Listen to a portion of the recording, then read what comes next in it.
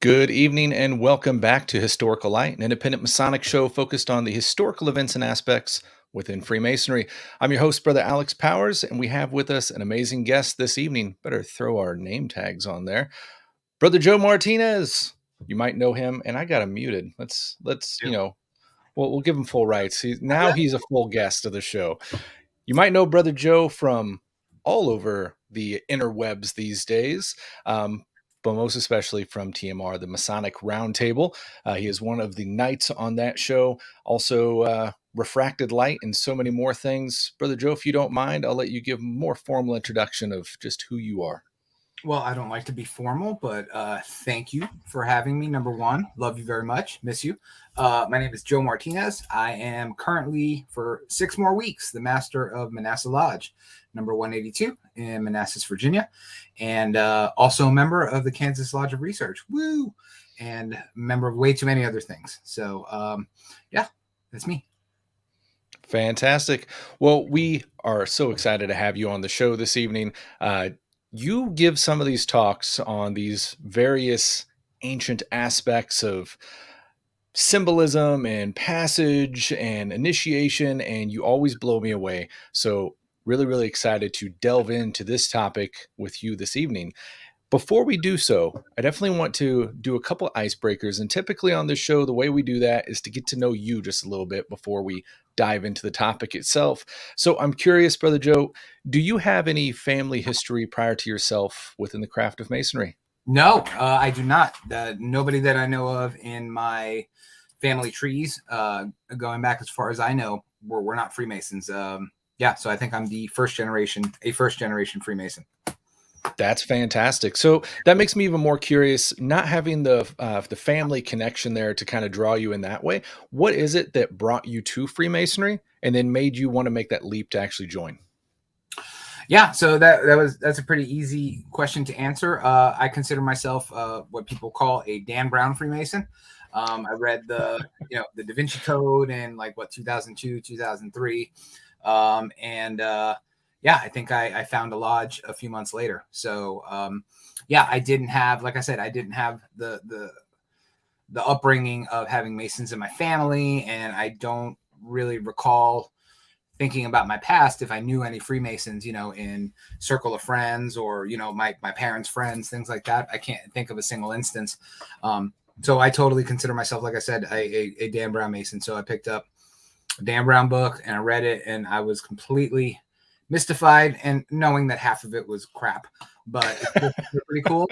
Um, I didn't know how full of crap Dan Brown was. God bless him, lovely author, does awesome things. Until I actually joined the craft.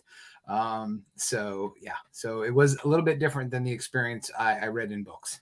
So Definitely. yeah, but it was reading things like Dan Brown, or reading Lomas and Knight, things like the Hiram Key and things like that. Just a whole bunch of weird off the wall books that piqued my curiosity in Freemasonry. And like I said, I joined and I was like, whoa, this is different. Yeah. Right. So kind of similar to that, I would say National Treasure was real big around the time that I joined. And that definitely piqued my curiosity. I think played some impact, but I was already kind of in the mix with it. So I'm fifth generation. I've got a bunch of their stuff back there, That's but I awesome. didn't know any of those guys. They played zero impact, didn't know them. In fact, I've told the story before. When we'd go visit the gravestones and stuff, I'd always see the symbol and I'd ask about it. And the best answer I got from my parents was, it's some cult they were a part of. And it just kind of got left at that. And I didn't really care anymore to know. But my father-in-law was a Mason. Mhm. And of course, when me and Yvette started getting more serious, he talked about it a lot more. And to me, it was just, it's a bunch of old guys, not for me. And then National Treasure hit, and I swear it's like you get a new car, right? And you start seeing them everywhere. Kind of the same thing. Once he stopped talking about it, I'd see it on cars, I'd see it on TV. There was a guy walking through the store one time in regalia. I have no idea why, but You then start to see all these little yeah, clues and things. Absolutely. I Yep. wanted to know more. So it's interesting how aspects like Dan Brown, like National Treasure, just seeing around can spark that within you, and it's often a much different picture on the inside. And with that, I want to know for you, what is it that once you got involved, what is it that kept you around? That is a great question. And we only have an hour, so I'm going to give you the really short version. But the short answer is Self. I did not stick around. Ooh, Yeah, I had I don't even want to say lackluster early Masonic experience. So I petitioned to lodge in 2003. I did the traditional learning catechisms and stuff like that. But I was in the Army, so I traveled a lot. So it took a little bit sure. longer than normal. So I wasn't raised until 2005. So about a year and a half after I started. And as soon as I became a Mason, I was very quickly disappointed in the whole process itself. I had just gotten raised that night, super excited. The adrenaline is pumping, everybody's congratulating you and all this stuff. And then my very first stated meeting, the first meeting I could go to after I was raised, they asked me to sit outside and be Tyler because they didn't have a Tyler. And I was like, what do you mean you want Oh, me to sit wow. outside? And they're like, yeah, it's just for a day and this, that, and the other thing. And I won't get into all the details, but over the next 6 months, I was quickly just let down by how much more people were interested in me either filling a chair or doing a job as opposed to just being there or learning anything or participating in the cool stuff that I was looking for. It just wasn't there. It was quick business meeting that I know the times that I was inside because I was outside a lot those first 6 months, and boring business meeting, lots of green beans everywhere. They're my fave. And yeah, I got nothing out of it. And I'm like, why am I coming here? At the time we had just had my daughter. She was born. I was still in the military. So my wife was a military spouse. And I'm like, why am I leaving my house, 2 or 4 nights a month to come here? I'm like, I'm getting nothing out of it. And I'm just getting beat up and worked over. So I basically didn't do anything with the craft for about 7 or 8 years. Mm. I still paid my dues, but yeah, it offered me nothing of interest. And I said, cool, I joined. That's nice. I got a dues card. And so I did nothing with the craft. And long story short, I had since left the state I was living in and moved to Virginia, was working in Virginia. And I live far away from DC, which is, I work near DC. So I'm a commuter. And I was driving home one night during rush hour, sitting in traffic, just being angry, listening to podcasts. That's what I did, right? Listen to a lot of podcasts on my 2+ hour commute home. And one day I decided to take a shortcut. So instead of taking the highway all the way home, I decided to take a shortcut. And it took me through some back roads with traffic lights as opposed to the highway. And I stopped at a light. And on the right-hand side, there was a Masonic lodge. I was like, oh, cool. I know what that is. Mind you, I hadn't been in a lodge in 7 or 8 years. Didn't wear a ring. No tchotchkes, no fancy hat like you get here from Texas, right? And I was stopped at the light and I looked and I'm like, holy crap, the lights are on. And I looked a little further. I'm like, holy crap, there's people in the parking lot. I'm like, just for funnies, I'm going to pull into the parking lot and see what's up. So I pulled into the parking lot. And there was a bunch of cars there. It was a Monday night, and that's the night my lodge has ritual practice. They have ritual practice every Monday since 1905. And I walked in, and I walked in, and immediately there was about 8 or 9 guys there. They were getting ready to have practice. They're sitting there having coffee in the dining hall, and you've been in my lodge. And I walked in within 5 minutes. I immediately felt at home. And I was like, wow, these guys are way different than what I was accustomed to seeing before. And I stayed and talked with them, told them my story. And, they just welcomed me with open arms. And yeah, 7 years later, I'm going to be coming out of the East at that lodge. And it's been an awesome ride ever since. So, I felt like I had missed out on 7 years of doing absolutely nothing. So when I got back in, I consider myself a born again Mason. And I jumped into everything. I joined every appendant body that I could think of, everything, even whether I wanted to be there or not. I just joined because I'm like, I missed out. I'm getting old. I'm in my 40s. And so I joined everything. Some things I really liked. Some things I was like, oh, this was a waste. But I joined nevertheless. And yeah, so that's been keeping me pretty busy. Yeah, since 2022. So That's a beautiful story, man. So, thinking about all the stuff that you are involved in today and all the light that I see you bring to so many people virtually and in person throughout Masonry, all had to do because you just so happened to pass by a lodge that was meeting that night. That's That's exactly right. That's exactly right. that's It pretty was awesome, man. total serendipity. Yep. Fantastic. Well, so glad you did, and really, really glad that you had the right guys there to harness you, because we could have lost a good one on just that night alone. Indeed. So, man, I am stoked to dive into this topic with you this evening. Before we do, real quick, I want to give a huge thank you and shout out to all of our Patreon supporters. If you guys like what we do here, we've been doing it since 2016. You can jump over to the website, historicallight.com/support, and support us on Patreon. And I'm proud to say we finally got our new Patreon exclusive lapel pins in. They're different from the normal ones. So if you want in on that action, I wish I had a picture of it here, but they're on. They're awesome. Get one. Thank you for everyone that supports the show. Now to Where's my Patreon lapel pin? Well, see now this link right here, Joe. Yeah. I'm gonna tell you, you go to that link, and on the other end of that rainbow, comes a historical light lapel pin. I got it. Okay, we'll do that. Not just the regular one, the exclusive Patreon one. It's pretty badass. Well, I like it. I get FOMO if I don't have things or own things and stuff. So, I'm gonna Well, use QR code. I'll let the cat out of the bag. Let's flip back over.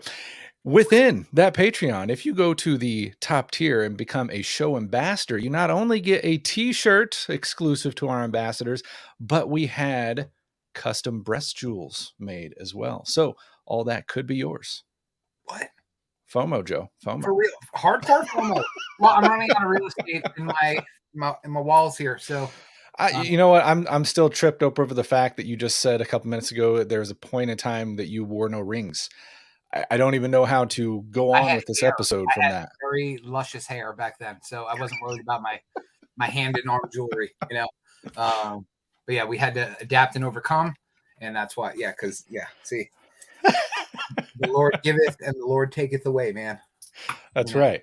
So, well, fantastic, man. So, rites of passage and initiatic tradition throughout history. First of all, what got you into this interest to even research this topic? Sure. So from once I started to get serious about Freemasonry, I quickly realized that there had to be much more to it than petitioning a lodge and joining and sitting through some soggy ritual and an even soggier dinner. And I started to pick apart, as I was talking and meeting with different brothers.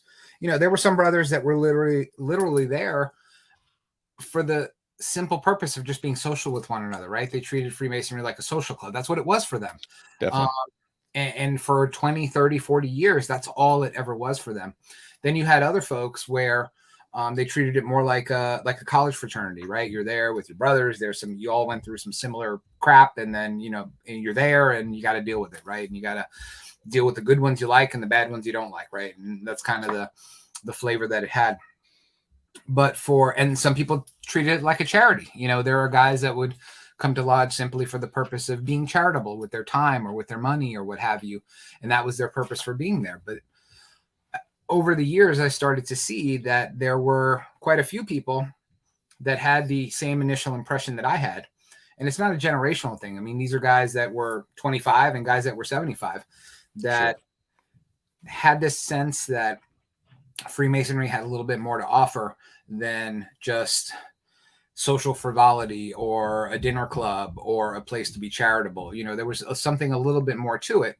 And as I started to learn more about that and read more books and get into the interwebs way more, I started to realize that, we have this really unique thing, this system of initiation, which other people have systems of initiation, right? They do initiations, but I think ours is really unique in that it uses these archetypes that have existed for thousands of years. So what popped into my head was the question, well, why do we use this symbol, or why do we use this story or this meta arc, through the 3 degrees to tell this story to an individual candidate. And for me, it started to point me down roads where we started to go back further and further in time and started to see 1,000 years ago and 1,500 years ago and 2,000 years ago.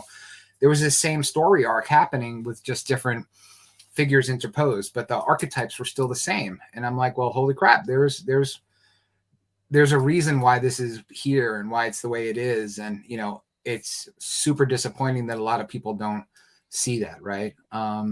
Definitely. So, yeah, so that's what started me down this road. Fantastic. So in a regard, you kind of see the same story told differently. Is that kind of what you're getting at? I think so. Well, you have those same, you know, not to get all Joseph Campbell on you, right? But you have those Sure. same points in the story, right? Right. You know, and different rites of initiation or rites of passage, let's call them, have those same big markers in them. You know, we'll talk about them a little bit tonight.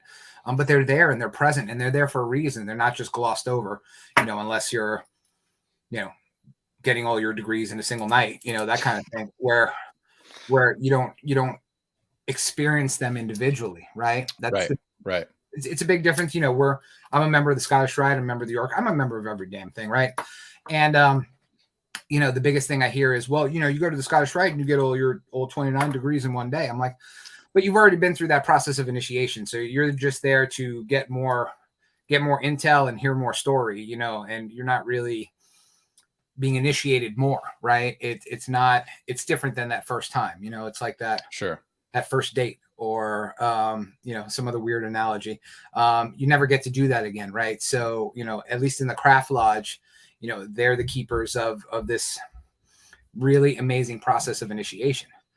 And, you know, it's our job to be respectful of it and honor it and at least know what the hell we're talking about and why we're doing it, right? 100% agree. Well, fantastic, man. I'm going to hand it over to you. I'm thrilled to hear what you got to say, and I'll throw in some questions as they arise. Cool. You want me to share some screen here? Yeah, go for it. Let me see how that works. Slides. Oh, this is amazing technology. Oh, why don't you babble for a second because I haven't played with this yet. Babble for a second, man. So what did I have for lunch today? What I have for lunch today? I had cheap pizza. Oh, it's Friday. It's pizza day, though.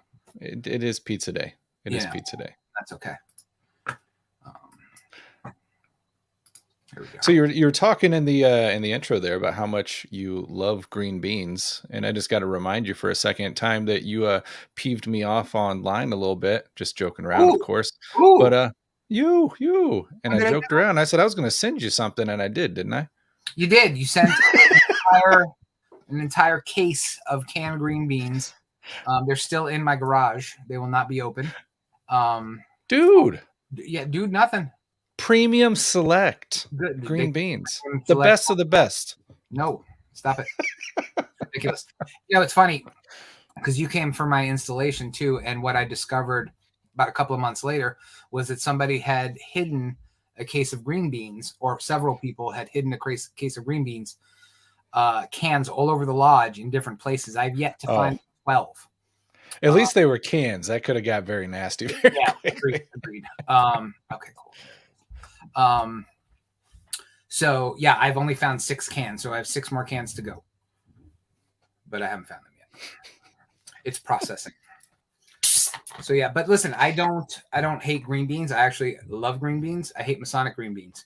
You know, right out of a number 10 can. You don't even drain them out. You just pour them into a pan and turn a sterno on, and that's what you call dinner. I'm like, and that's really like a weird metaphor for masonry, right? It's like you have this delicious vegetable known as a green bean, and the only way it gets served is soggy and full of green bean water, and that's what you get for dinner. And so, yeah, I'll probably do a presentation on the metaphor of green beans. And boiled hot dogs. You can't forget the boiled hot dogs. We don't do that here, man. We don't do it's still processing. We're gonna have to do the job. So we don't do. So I think, I think if you talk to Jason, he had a lodge that did pizza first date at every stated night. I've seen that quite a bit. You know, let's see, we can go ahead and add this to stream here. I think the worst thing that I ever see is spicy chili served before a meeting, and then you go lock 20, 30 guys in a room for an hour. Yeah. Yeah. I didn't do Bad chili idea. meat this year. Yeah. Yeah. That's a bad choice. All right. So enough about Masonic foods. Let's talk about rites of passage. So, feel free to interrupt if you have questions, comments, concerns, and we'll just get right into it. So, again, from the time that man first gathered into groups of people and tribes, and Dunbar's number, and those little circles of trust that people have, throughout recorded history, they've had traditions and ways of life and things that make them unique. And that's what we call civilization. So civilization is that culture, that way of life that defined a group of people, right? All different people over the world, they had their own unique civilizations. And a culture of a society really played a specific role in the history of that society, the traditions that they had, and ultimately how they understood the world around them. And a really important part of most of the major civilizations of the past, and how its traditions really informed future generations and cultures that really sprang forth from it, is the practice and the usages of what we call ritual. So before we talk about ritual and what it means and where it came from, we really need to talk about, time in the grand scheme of things. And it's not playing video, so we'll skip that.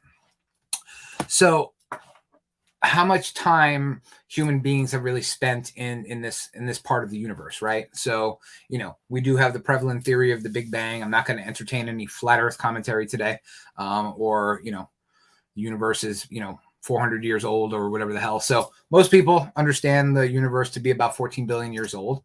The sun's been around for 5 billion. The Earth's been around for 4.5 billion. So we've been around for a couple of million, right? We had the dinosaurs. If you go to the Ark Encounter, where is that, in Kentucky, right?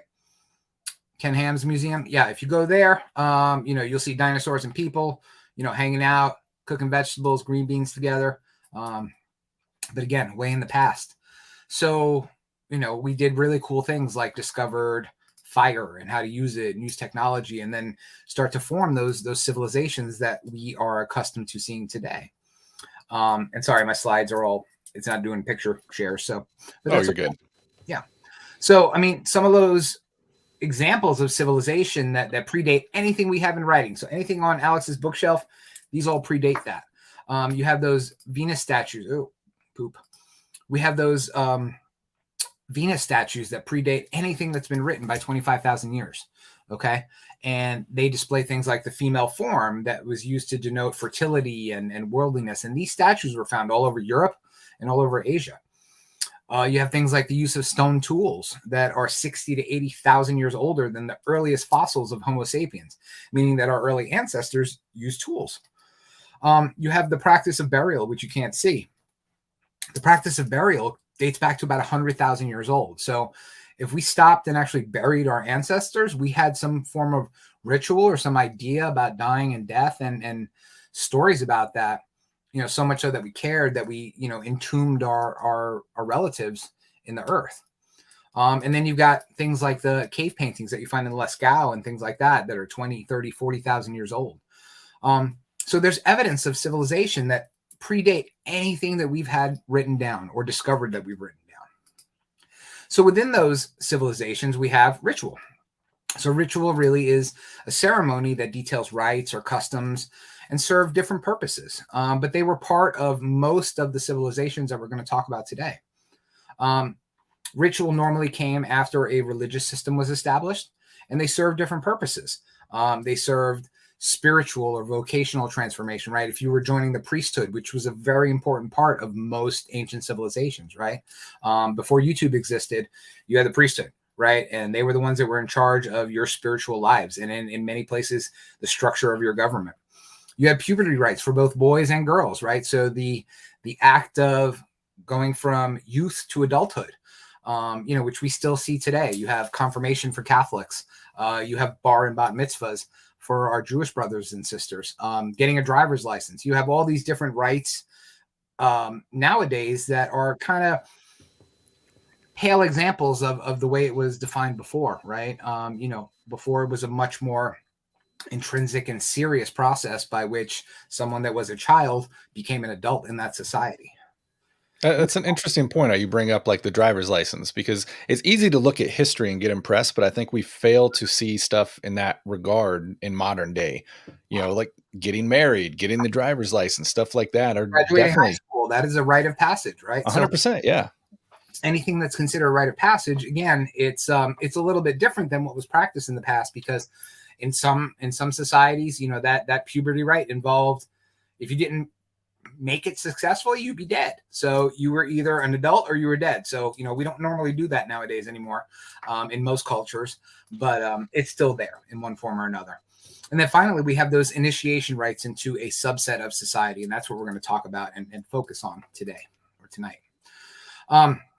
And it's really hard to see because your awesome podcast tool changed my fonts, bum me out. But yeah, so we're going to talk about rites of passage in all these cultures, and it goes back as far as 4500 BCE. Okay, so we're talking about almost 7,000 years ago. Okay, all the way to the present time, and into modern day. So we're going to talk about the Sumerians, the Egyptians, the Babylonians, the Minoans, pre-Hellenized Greeks. We'll talk about the Romans. We'll talk about early Judeo-Christian sects, and then we'll start to dip into the Mediterranean and Europe and see how they were influenced as well.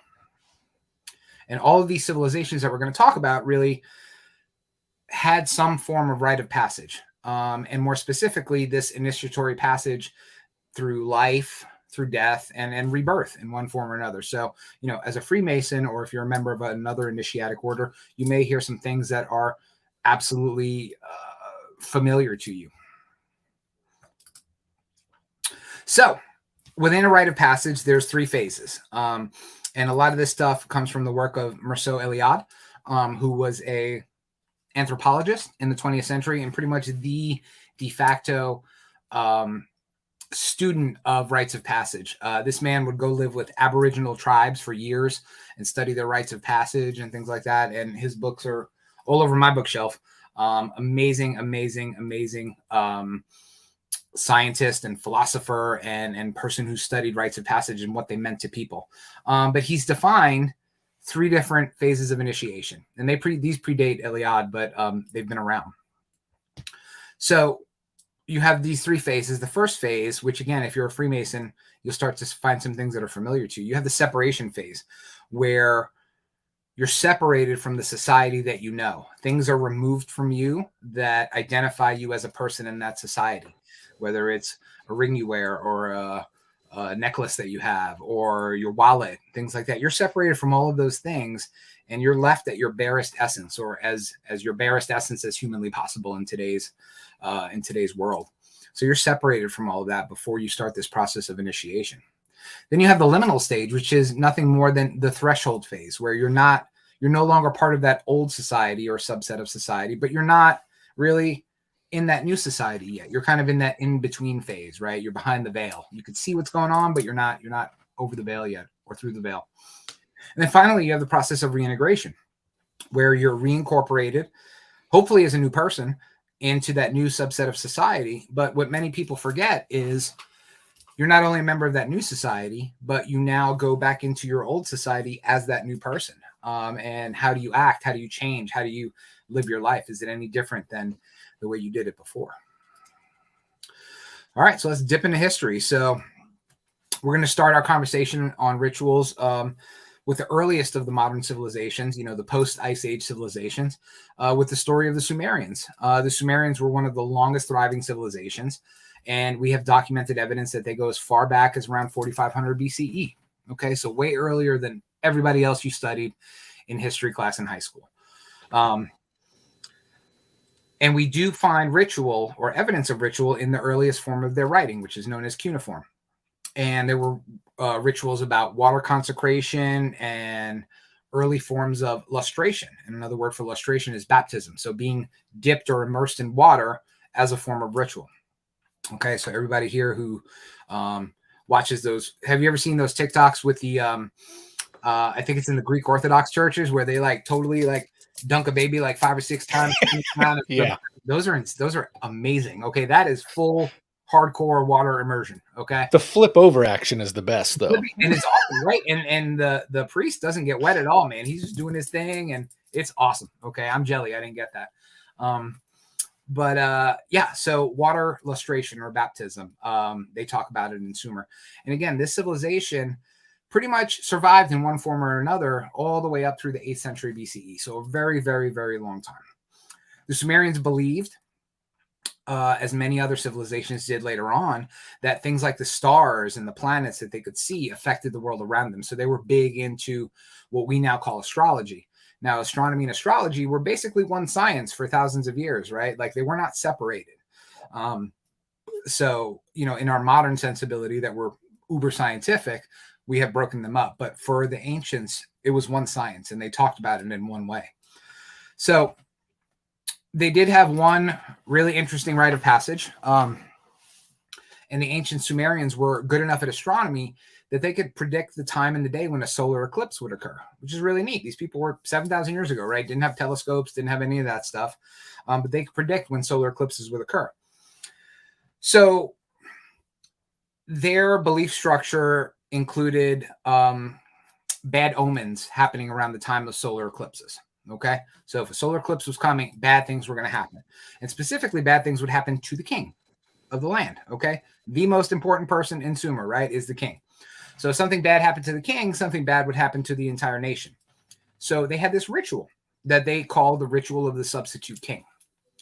And they would basically find, if they knew a solar eclipse was coming, they would find a peasant or a bum or a commoner or somebody, grab him off the street and put him through this initiation where he would basically become the king. He would gain all the powers of the king and become the king. And then they would take the true king, the one that was born into royalty. He'd be dethroned and they'd put on an old smelly smock on him and they would hide him away with the common folk. Okay, so he would tool around his country, basically being a bum. And you had this guy who was 2 days ago a peasant. He's now king of the nation. So for those few days where he was king, he really was king. He did all the kingly things and he would make decisions and that kind of thing. And they transferred all of the power from the real king to this commoner. So once the solar eclipse came and went and the ancient astronomer priests were comfortable that there wasn't any danger to the king or danger to the nation, they would end this process of the substitute king. And the way that they would do it was this lucky dude who was made king for a few days, lived a really lavish lifestyle, was basically ritualistically killed, either by beheading or having his heart removed. And then the original king was put back in his place. So I can't think of any current rites of passage that we know of that are as serious as that, but that definitely is a rite of passage in one form or another. Now we go to Egypt, one of my favorites. So while the ancient Sumerians were running around doing cool things, having these really interesting rites of passage, it's really the ancient Egyptians who take them on in a much more verifiable and documented form. So as early as the 2400s BCE, there were written texts that tell the story of Osiris, his death, his dismemberment, his reunification, and his quote-unquote resurrection to Lord of the Underworld, right? So in a very quick fashion, it's a story of these three figures, Osiris and his wife, who's also his sister, Isis, and their son, Horus, who was born of a widow because Osiris was dead when they had a baby. So think about that for a minute.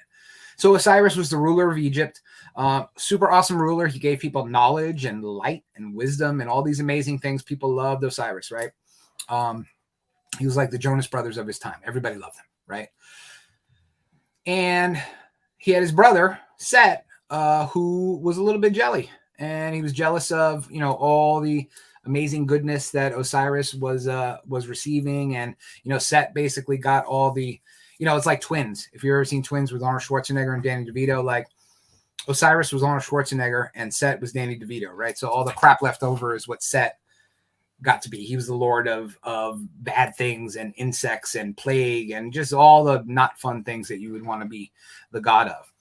So basically, Set had Osiris killed, dismembered his body, cast his parts into the Nile. Isis and a couple of the other pantheon of gods found and retrieved all but one of them and combined them, put the pieces back together just long enough to breathe life into him so that Isis could procreate with him and give birth to a son who was named Horus. So because Osiris couldn't resurrect completely because he was missing one body part, and we won't talk about it on the show. So he went on as a reward for having gone through that. He was allowed to be Lord of the underworld and the afterlife. So Horus grew to manhood and then challenged his uncle for right to rule Egypt, and he won, losing an eye in the process. And he whooped Set, kicked him out, and there's many different stories about what happened to him.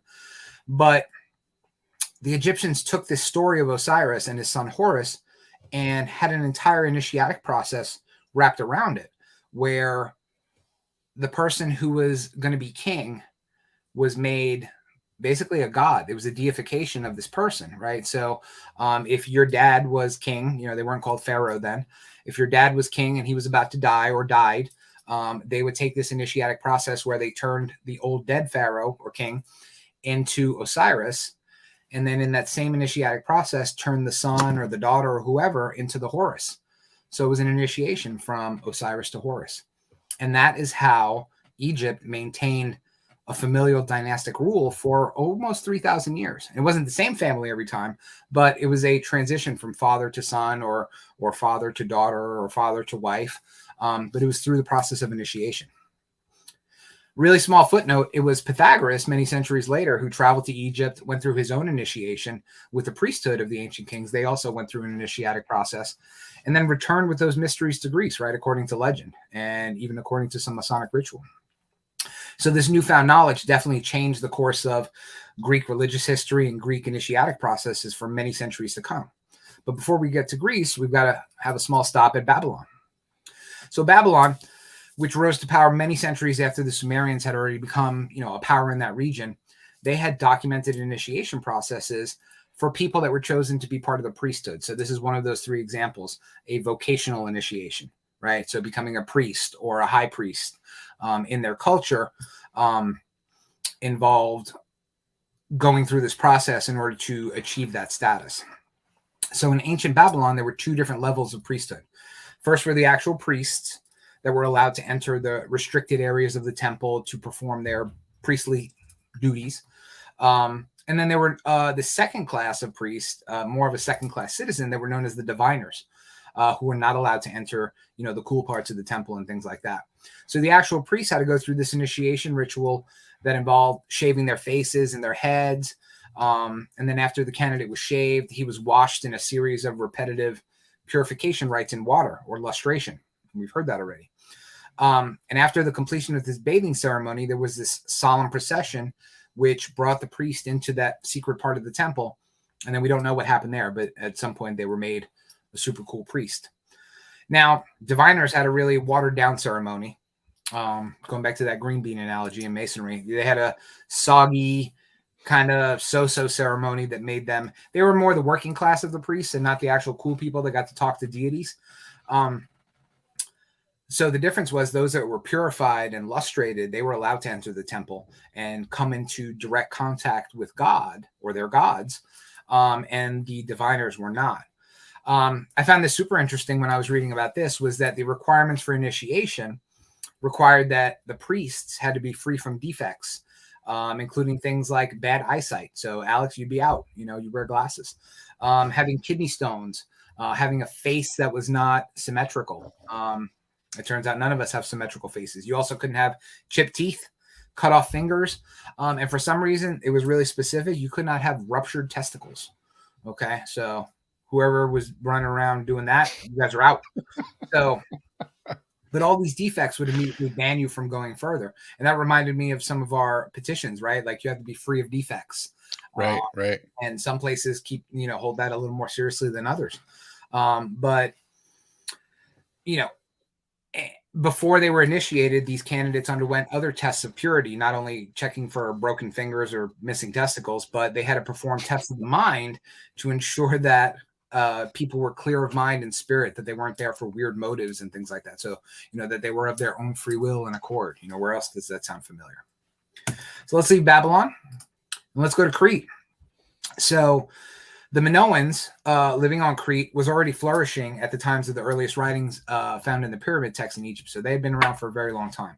It's estimated that around the 2000s, there was substantial trade between them and all these other cultures. So there was a lot of sharing of ideas and identities and things like that. Totally there.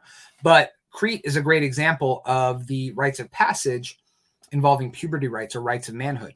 Okay. And if you can see here, there's a picture I took of a fresco that involved bull leaping. So their rites of passage for their young boys to become men involved bull leaping, leaping over bulls. And this is where we joked about before.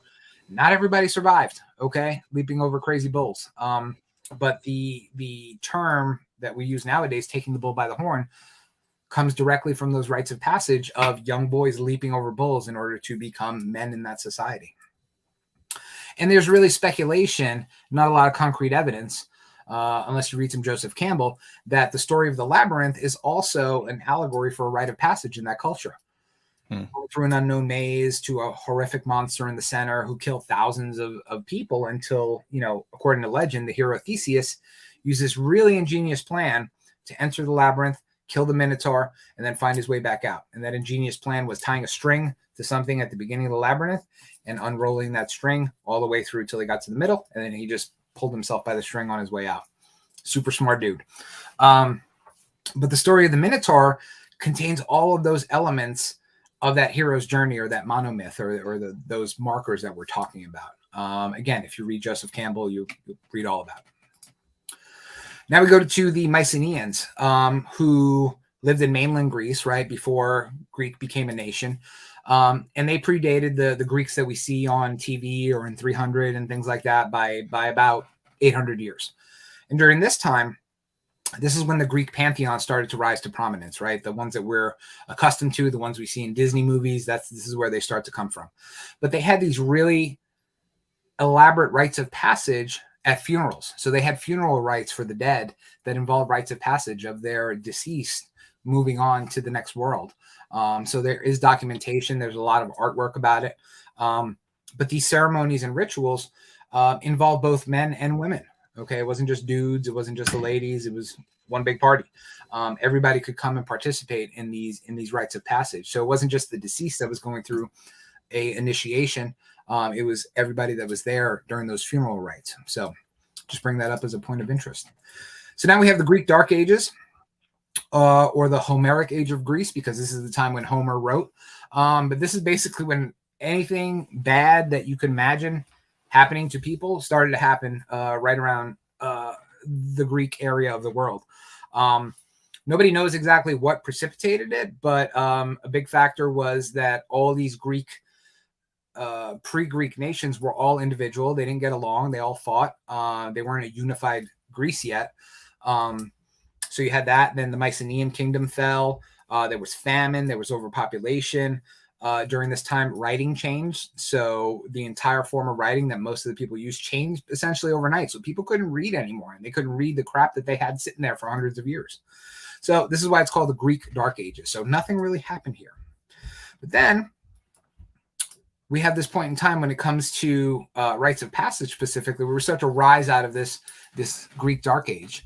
And we start to see the initiation rites become very popular in the city of Eleusis. So the city of Eleusis is right off the Gulf of Eleusis, if you can see that, to the west of Athens. And this is the home of the mystery schools. This is the first documented, defined mystery school that we see for the purpose of sharing mysteries with the common man, right? So you didn't have to be a priest. You didn't have to be a king. This is where anybody who could participate in the mysteries, as long as you met the qualifications, could do so.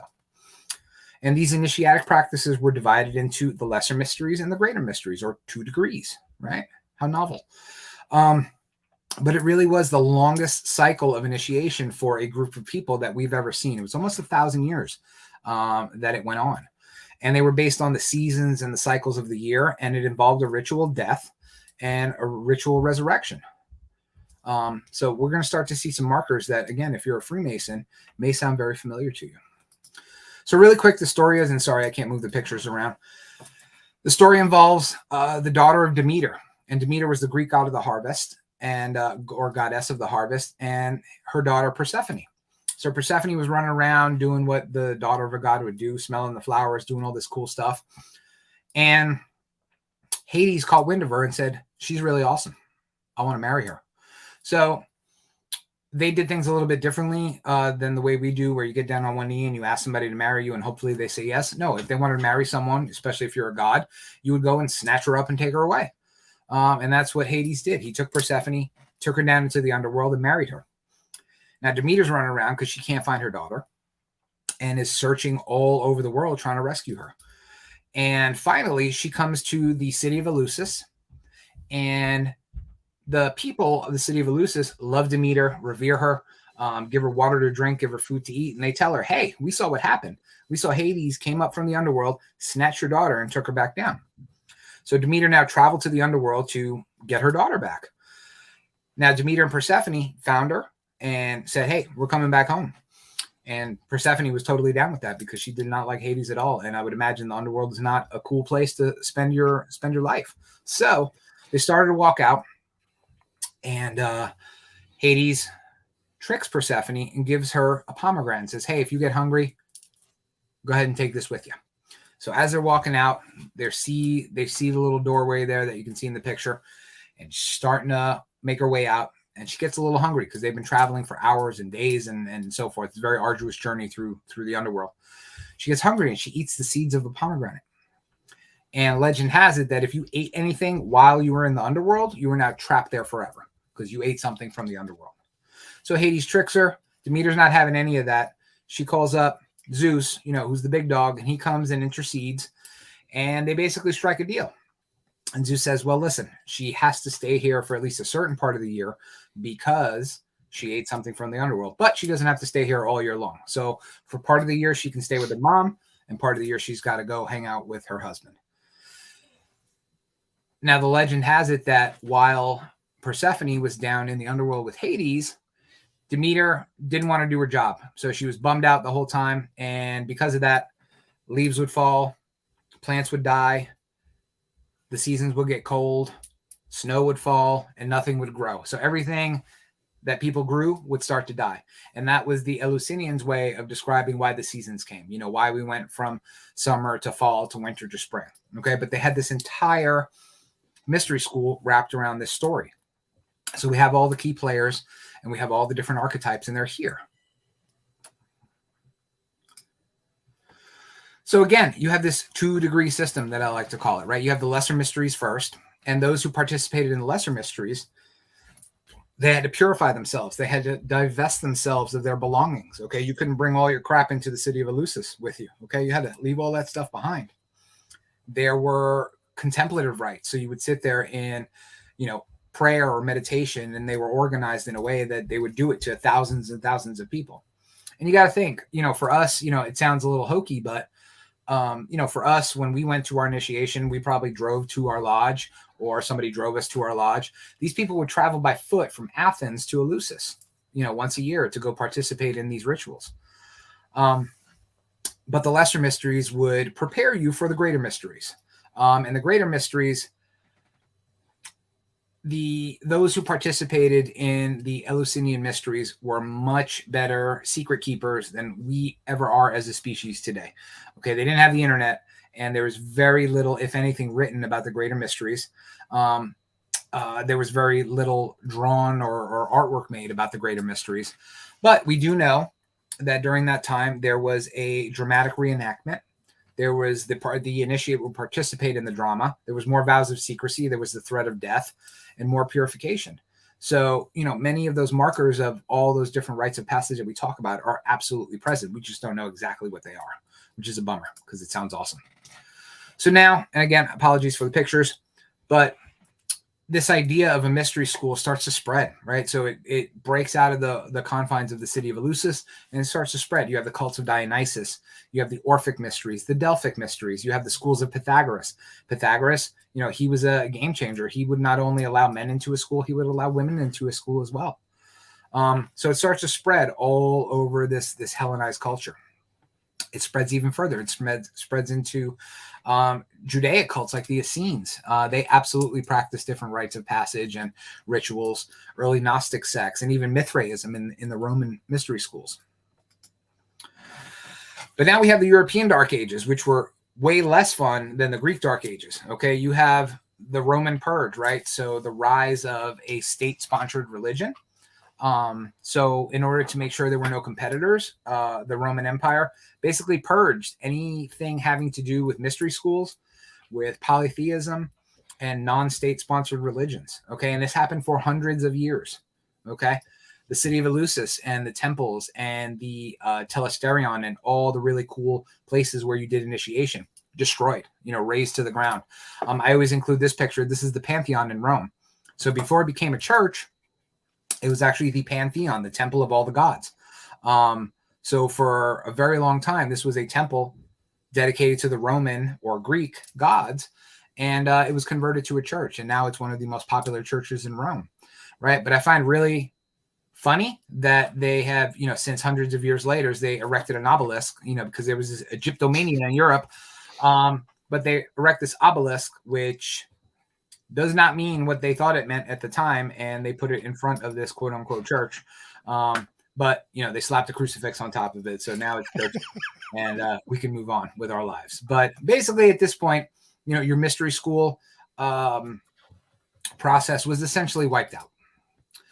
But then we have the Renaissance, right? And this return to the light, as I like to call it. First the Renaissance and then the Enlightenment, and all these secret societies that started to rise up and start to bring back this rite of passage for the modern man at the time, and in some places the modern woman. But you did have this return to seeking knowledge and seeking more about ourselves and combining the scientific and the spiritual. All the things that we started to do away with for thousands of years start to come back because we feel like we've lost something. And thank goodness we have, right? Because if not, we would not have this rite of passage or this initiatic process that you and I have been through. So sum it all up, the history of ritual talks about, a couple of key markers, and those are, one, it's never for the masses. It's only for the few, those few that seek to knock on that door. And they really provide us a path to having a better understanding of our nature and our existence, our place in the world, or at least they're supposed to. And there's these themes that really span time and country and geographic origin.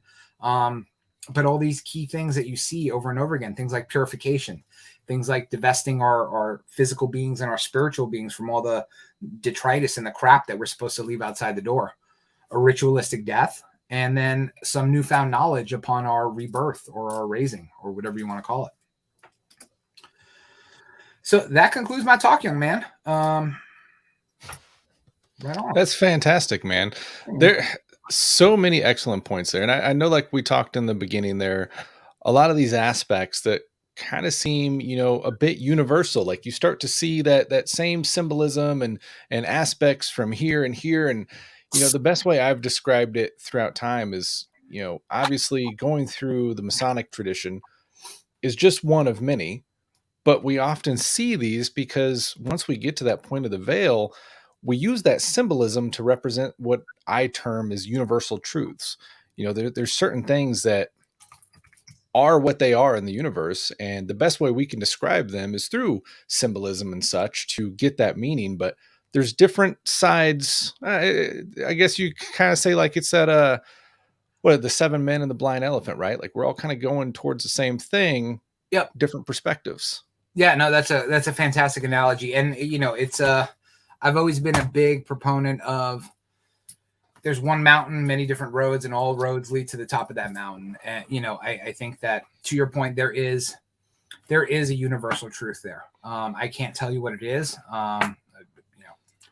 You wouldn't be doing any more podcasts if I told you what it was, right? And boom, it's not something that people can tell you, right? It's something you have to experience for yourself. And I'm not going to sit here and say, oh, I have it, I know it, but man, I'm working towards it. At least I hope so, and if in that process I can be a little less crappy of a human being than I was yesterday, then win-win for everybody, Right. Right. But yeah, no, there has to be this universal truth because these stories resonate with people for thousands of years. And if they didn't, it would have fallen by the wayside already. Right. But we had this long stretch in time where all this type of stuff was a no-no, right? It was forbidden. You were not allowed to practice it. And it was so important that, the greatest thinkers of the ages said, we need to go back to that because we're missing something, and we're less of a species because we don't have that anymore. And again, I think that's one of the reasons that drove speculative masonry, back into the forefront, and why it became so popular for so long. 100%. An interesting point you mentioned there is talking about just telling, right? But there's that thing, like, I feel like they could, or you could just tell everything, but you're not going to get it until you get it. Like, I think there's a huge point to that, because even, I don't know, you could tie in one day classes a little bit here, right? Like, especially through maybe Scottish Rite or something like that, where it's this whole nother story and you get it all at once and it's like, oh, cool, shiny things. But often, even like Blue Lodge, we've got Doc who's 94 years old and still to this day on a simple opening, he'll be like, wow, I saw that differently tonight. And it's like something he knew, but now he knows it differently. Mm-hmm. Well, It's it really gets to, and like, I know we were joking about things like one day classes and stuff. I've met amazing one day Masons who are the most prolific, well-read, super spiritual, as deep as the bottom of the ocean types of dudes, right? Sure. I've also met Masons that have been Masons for 50 years and think that all of this crap that we're talking about is complete hooey. So because they're just there for the dinner and to get out of the meeting by 8:30, and that's all that they know about Freemasonry. So I will say this: it does lessen the process of initiation when you don't get to experience it, and that's just a fact. It's not. I'm not denigrating anybody. I'm not saying somebody's less than some other. You're taking away. Oh, from not at all. And that's it. Yeah. Well, I think that's a huge fact, is because there is, especially I think people that go through those one day situations take that personally, like it's a personal attack to them, where at least everyone that I know that is against one day classes is typically on the side of, no, we're on your side, but you kind of got robbed. Like, your experience could have been better. And thankfully you're of the right mind that, it impacted you enough and you knew which way to go. But a lot of people don't. And that initial impact is like vitally important. Right. And it's, going back to that, it's your first and only time that X is ever going to happen. Right. So do you want to be the one playing out the drama? Or do you want to be the one sitting in the back row, trying to listen? And everybody's going to tell you, of course, I want to be the one playing the part. I don't want to be the one sitting in the back and having to scooch closer because I can't hear somebody. But again, it's what you do with it afterwards that really counts, right? As much as that pains me to say, right? Because I'm an initiation person, right? Like, you want to make the initiatic process so memorable and so special for that person that you pull out all the stops in order to do that. And some people, but again, as I'm saying this, I'm thinking of all the people who went through it like me, over the course of a year and a half or something like that, and had super crappy initiations. You know what I mean? Their 3 degrees were lackluster. Guys hoo-hawing on the sidelines, or people doing ritual terribly, or reading out of a book, and or delivering it like my 9-year-old would, a research paper, in 4th grade. Like, I learned about trees. Trees are the best. They are green. That kind of thing. So, and one side of my face, I'm saying, yeah, this is bad. But on the other side, there's so many people that had that really lackluster experience doing it the right way that there probably is no silver bullet or right answer. No, 100%, 100%. To that fact, I didn't realize until quite a while down the road, sitting there watching a degree, and not to get too far into it, but it just hit me. I don't remember this part. And it was the apron lecture, because when I went through it, I didn't get it. It was just simply to skip the part, take this. And Doc at our lodge up here likes to do long form. I'm sitting there listening like, yeah, I don't remember any of this. See, that whole short form, long form thing confuses me, because I come from a jurisdiction where there is no short form. It's right. It's 1 degree. It's done one way, and since time immemorial, or 1792, you take your pick. But there's no cutting out parts of it or making them shorter. So For sure. Well, my brother, we are at the 9 o'clock hour. We Ooh. typically do a traditional toast here. And since you're our guest this evening, I want to see if you would be so kind as to offer us a toast. Let me fill my charging glass with. What are you toasting with this evening, brother? We're gonna toast with some Bullet. Sweet. I have not tried that. I'm gonna have to give that a try sometime. This is my jam, man. Yeah, Bullet Bourbon. Not a sponsor of the show, but you guys can be a Patreon. Go to his website, and send him some Bullet. That There is you go. my go-to bourbon. And I'm toasting with my traditional toasting mug. And Fantastic. I've actually got some Jack Daniels that's still left over from Masonicon, Kansas. Also not a sponsor, but you guys should. Not a sponsor. Bullet Bourbon. And what we got here? This is Leadership Academy 2019 How toasting was Leadership Academy 2019? Was it good? I don't even remember, to be honest. I'm sure it was fantastic. Maybe you filled up that shot glass too much. I guess let's go with the Tyler's toast. It's my favorite. Very well. Alrighty. So, dear brethren of the mystic tie, the night is waning fast. Our work is done, our feast is o'er. This toast must be the last. Good night to all. Once more, good night. Again, that farewell strain. Happy to meet, sorry to part, and happy to meet again. You're here. Cheers. That is yummy. Very good stuff. Well, my brother, I want to thank you so much for coming on this evening. You always deliver and come through and blow my mind. I'm definitely gonna have to go through that and nitpick some points again, and we'll have a discussion because there's so much to unpack there. One random thing, and it really there's an explanation for it, but you're talking about so much with the kings and the washing traditions, right? Of part of that ritual, and it just made me think because I was reading on it the other day.